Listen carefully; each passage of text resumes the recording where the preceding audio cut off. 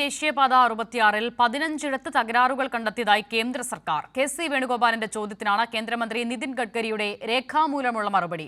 Sibi Joseph ചേരുകയാണ്. സിബി, ഗുരുതരമായ അനാസ്ഥയുടെ കൂടി കുറ്റസമ്മതമാണ് കേന്ദ്രത്തിന്റെ ഭാഗത്തുനിന്നുണ്ടാകുന്നത്.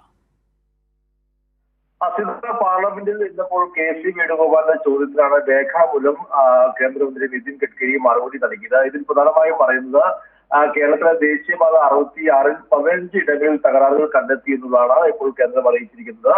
ഈ കൂരിയാട് ദേശീയപാത തകർച്ചയ്ക്ക് ശേഷം നിയോഗിച്ച ആദ്യ സമിതിയുടെ റിപ്പോർട്ട് സർക്കാരിന് ലഭിച്ചിരുന്നു. ഇതിലാണ് ഈ ഒരു കണ്ടെത്തൽ.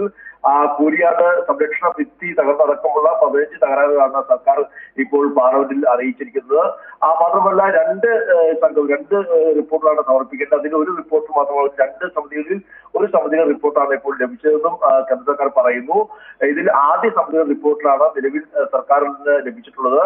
ദേശീയപാത 66-ൽ എത്ര ഇടങ്ങളിൽ തകരാറ് ഉണ്ടായിരുന്നു എന്നതായിരുന്നു പ്രധാനപ്പെട്ട ചോദ്യം. അത് മാത്രമല്ല, ഇതിൽ ഈ പ്രശ്നങ്ങൾ പരിഹരിച്ചു വരികയാണെന്നും ഇപ്പോൾ പറയുന്നുണ്ട്. പക്ഷെ ഇതിന്റെ പൂർണ്ണമായ ഉത്തരവാദിത്വം കരാറുകാർക്കാണെന്ന് വീണ്ടും സർക്കാർ ആവർത്തിക്കുകയും ചെയ്യുന്നു.